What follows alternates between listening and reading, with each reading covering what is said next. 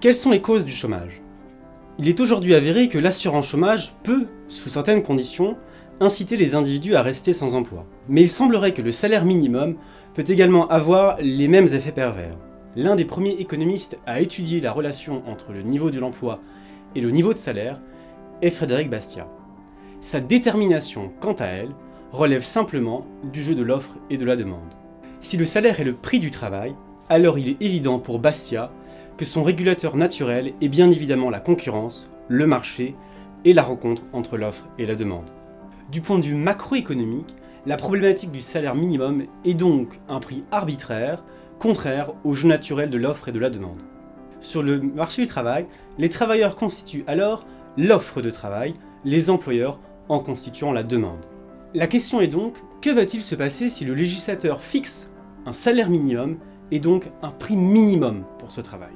Si le salaire minimum est faible, par exemple 100 €, la demande de travail sera évidemment élevée, mais l'offre sera quant à elle extrêmement faible. Qui accepterait de travailler pour une somme pareille?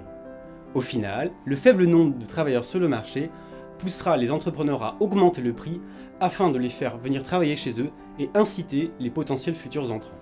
A l'inverse, si le salaire minimum est élevé, par exemple 5 000 €, la demande sera très faible et l'offre sera très élevée. Au regard de la concurrence des travailleurs par rapport au faible nombre d'employeurs, ceux-ci devront revoir leurs prétentions salariales à la baisse afin de décrocher un emploi. Bastiat l'avait bien compris, quand 2 maîtres courent après un ouvrier, les salaires augmentent, quand 2 ouvriers courent après un maître, les salaires diminuent. Du point de vue macroéconomique donc, le problème n'étant pas celui d'un salaire minimum trop faible, mais d'un salaire minimum trop élevé. Or, non seulement le législateur n'a pas la capacité de fixer ce prix, mais la simple détermination d'un prix arbitraire suffit à déboucher sur des effets pervers. Le problème se résout alors du point de vue microéconomique à l'aide d'une simple question. Pourquoi embaucher? Mais si l'on part du principe que tout entrepreneur a intérêt à développer son activité et embauchera dès lors qu'il en a l'occasion, la question devient pourquoi l'entrepreneur n'embauche-t-il pas? En réalité, l'embauche est le fruit d'un calcul rationnel. L'employeur n'embauche que si le coût de l'embauche est évidemment inférieur au fruit attendu par cette même embauche. La logique rationnelle est implacable. Quel entrepreneur embaucherait ainsi à perte?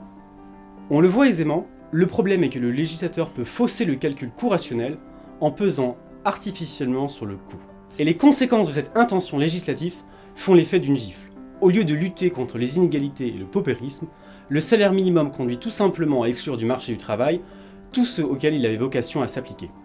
Et parce qu'ils sont exclus du marché du travail, les non qualifiés sont simplement privés de toute possibilité d'évolution hiérarchique, voire de qualification professionnelle. En cela, le salaire minimum est réputé comme brisant les premiers barreaux de l'échelle sociale. De fait, non seulement le salaire minimum crée du chômage, mais exclut du marché du travail tous ceux qu'il est censé protéger. Enfin, la question du salaire minimum rejoint évidemment celle du coût du travail et de sa fiscalité. Si le coût du travail est un facteur clé de l'embauche, alors il est évident qu'un niveau élevé de salaire minimum, tout comme un niveau élevé de charges sur ce même salaire, peut conduire les entrepreneurs à ne pas embaucher. En guise de conclusion, je vous laisse méditer cette citation de Bastiat.